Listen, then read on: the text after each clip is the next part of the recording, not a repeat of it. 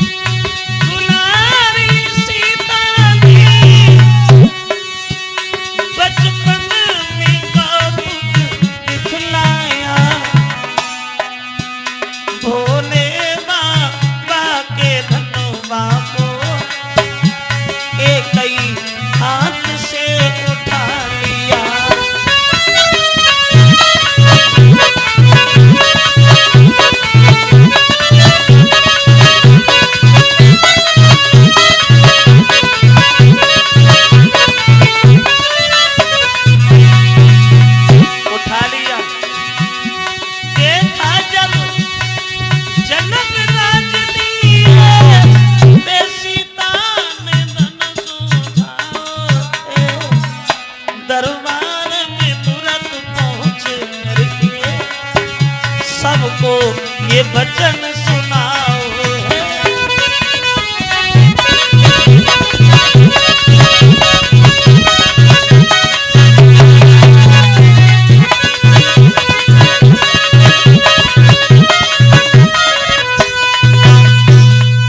उठा लिया धनुष सीता ने, और जब धनुष उठाते हुए जनक ने देखा तो जनक अपने मन में एक बात सोचने लगे, बाजी बा, आज हमारी बेटी ने वो काम किया है जो दुनिया भर में कोई बहादुर नहीं कर सका, तो क्यों ना हम ये फैसला करें, जो भी बहादुर भोले बाबा के धनुष को तोड़ देगा वही हमारी बेटी सीता के साथ रिश्ता जोड़ लेगा।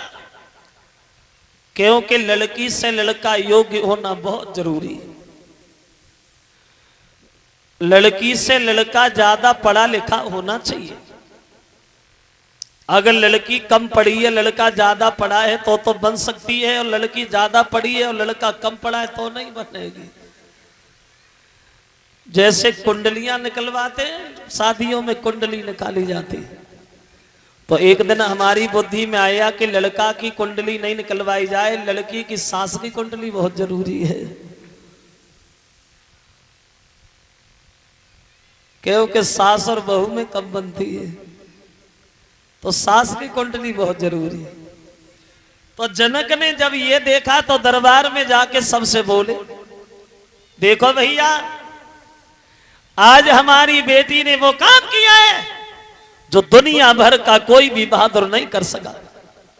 चारों तरफ ये खबर भेज दी जाए कि महाराज जनक अपनी बेटी सीता का स्वयंवर कर रहे, जो भी भोले बाबा के धनुष को तोड़ेगा वही हमारी बेटी सीता के साथ रिश्ता जोड़ेगा। खत में लिख दिया जाए, चारों तरफ ये खबर भेज दो कि सीता का स्वयंवर है। अब जब ये खबर चारों तरफ भेजी गई है श्रोता बंधुओं, अब उस धनुष को तोड़ने के लिए, उन सीता से रिश्ता जोड़ने के लिए बहादुर लोग भाग खड़े हुए जनकपुर के लिए। बड़ा लंबी भीड़ लग गई जनकपुर में। तो उधर विश्वामित्र को भी खबर मिली कि सीता का स्वयंवर है। बोले राम, अब यहाँ क्या करोगे, चलो जनकपुर में ही चलते, स्वयंवर ही देखते हैं। बोले चलो कि चलो, चल दिए। कब चले? कुआर के महीना की शुक्ल पक्ष की द्वादशी वाले दिन चले प्रभु श्री राम जनकपुर के लिए। देखिए तो पाकर के खबर स्वयंवर की, और श्री जनक राज के धाम चले।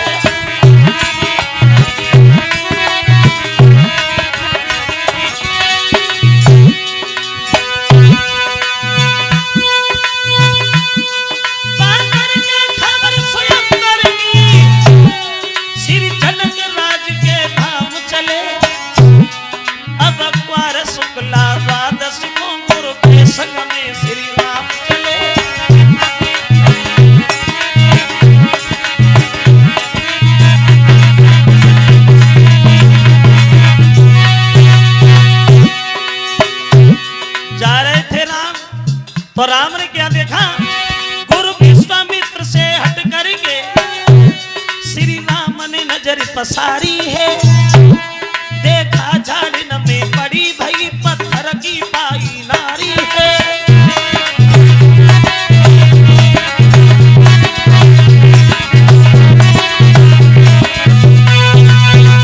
चले राम, तो राम ने क्या देखा, एक निर्जन वन है, रास्ता में निर्जन वन, जहां जानवर भी नहीं है, पक्षी भी नहीं है उस वन में। उस निर्जन वन में झाड़ियों में एक पत्थर की शिला पड़ी है, पत्थर की स्त्री।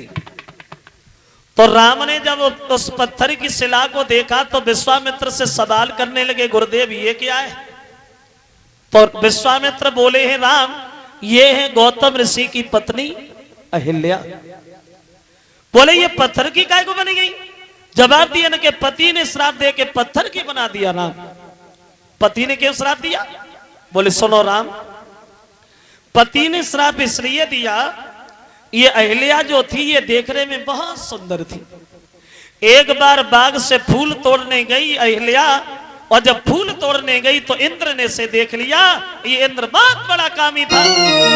अब अहिल्या के जो फूल लगी रे फूलवारी है शोभा, तेरा इन सिंगी नारी है।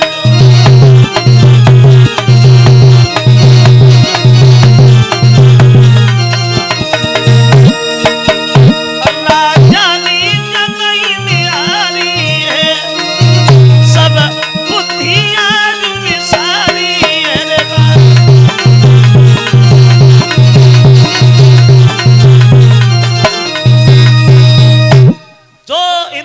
अहिल्या की तंदुरुस्ती देखी तो पागल हो गया, मन में विचार करने लगा ये तो हमारी पत्नी होनी चाहिए थी, का महात्मा के चक्कर में पड़ गई। फिर मन में विचार किया चलो हमारी नहीं भाई तो क्या हुआ, हम इससे मिलेंगे जरूर, छल जरूर करें, लेकिन कैसे करें? महात्मा जी तो हमेशा घर में ही बने रहते, अगर ये घर खाली हो जाए तो ठीक रहे। फिर मन में सोचा वो गंगा स्नान करने जाते तब घर खाली हो जाएगा तब चलेंगे। फिर इंद्र ने सोचा कि वो तो सुबह को जाते ब्रह्म मुहूर्त में जाते, अगर कहीं रात में चले जाए तो बढ़िया रहे।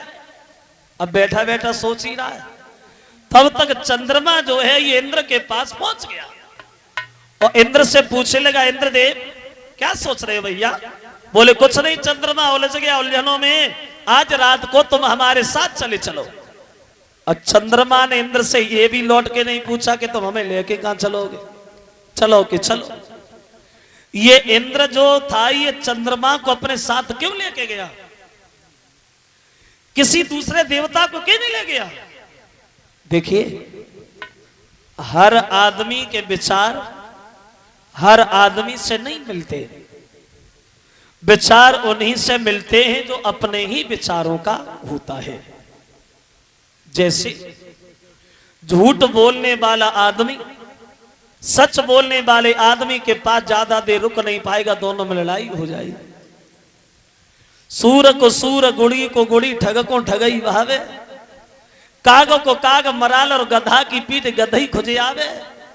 और ज्ञानी से ज्ञानी करे चर्चा और लबरा दे लबरई उठ जावे। हर आदमी के विचार हर आदमी से नहीं मिलते। चंद्रमा से विचार क्यों मिले? इंद्र के विचार इसलिए मिले क्योंकि ये चंद्रमा भी थोड़े गिरे हुए विचारों का था। क्यों? चंद्रमा के घर में 27 औरतें थी, 27। वही अपनी 27 औरतों को छोड़ करके अपने गुरु बृहस्पति की पत्नी तारा को भगा लाया था। ये अवगुण चंद्रमा के भी अंदर था, ना तुम हमारी का ना हम तुम्हारी का, हम दोनों एक से चल दिए। देखिए, पराई औरत के पीछे वो इंद्र अपनी औरत भूल गया और रात के अंधेरे में जंगल में ठोकरें खाने लगा। पहुंच गया तो चंद्रमा कहने लगा, इंद्र भैया यहाँ क्यों आए? ये तो महात्मा जी का घर है। बोले यही तो आना था। क्यों? बोले चंद्रमा आज रात को तुम्हें हमारा एक छोटा सा काम करना है। क्या करना है? तो वो चंद्रमा से इंद्र बोला है थोड़ी देर के लिए कि तुम मुर्गा बन जाना, थोड़ी देर को कि तुम मुर्गा बन जाना, ओ मैं बाबा बन जाऊंगा तुम मुर्गा बन जाना मैं बाबा बन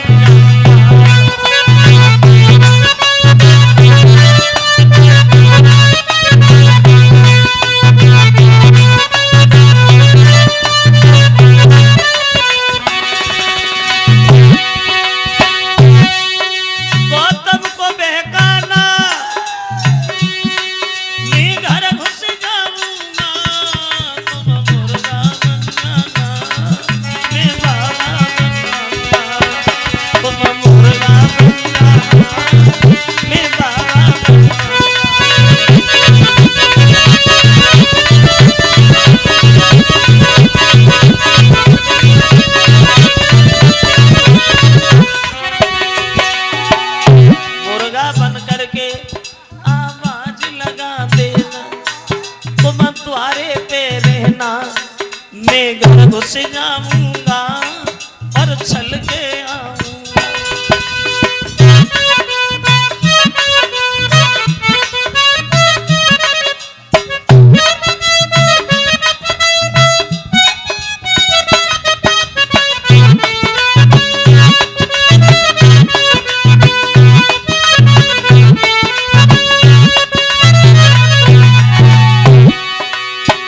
मुर्गा बन के आवाज लगा देना तुम द्वारे पे रहना मैं घर घुस जाऊंगा और चल के आऊंगा।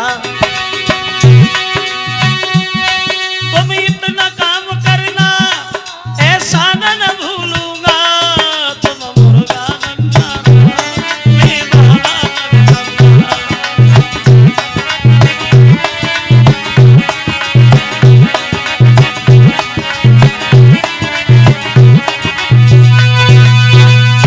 मुर्गा बन के आवाज लगाओगे।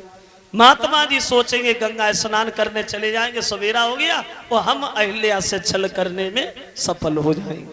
कहो कैसी रही? चंद्रमा बोला बड़े चालाक हो भैया, रास्ता बहुत जल्दी खोज लिया, तुम बाबा बनो। बोले हमें क्या देर लगेगी, तुम मुर्गा बनो। अब चंद्रमा जो है वो मुर्गा बन गया और जहां महात्मा जी बैठे हैं वो सो रहे हैं चारपाई पे, वहीं जाके खुद बैठ गया।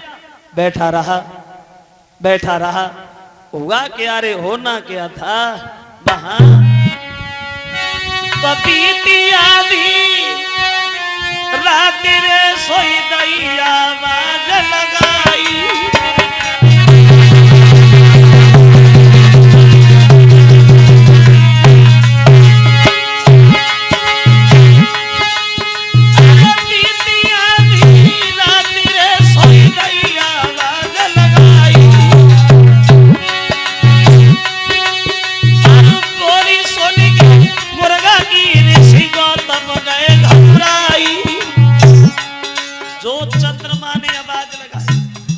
महात्मा जी ने मन में सोचा सवेरा हो गया, अरे आज बड़ा जल्दी सवेरा हो गया, अभी तो सोए थे।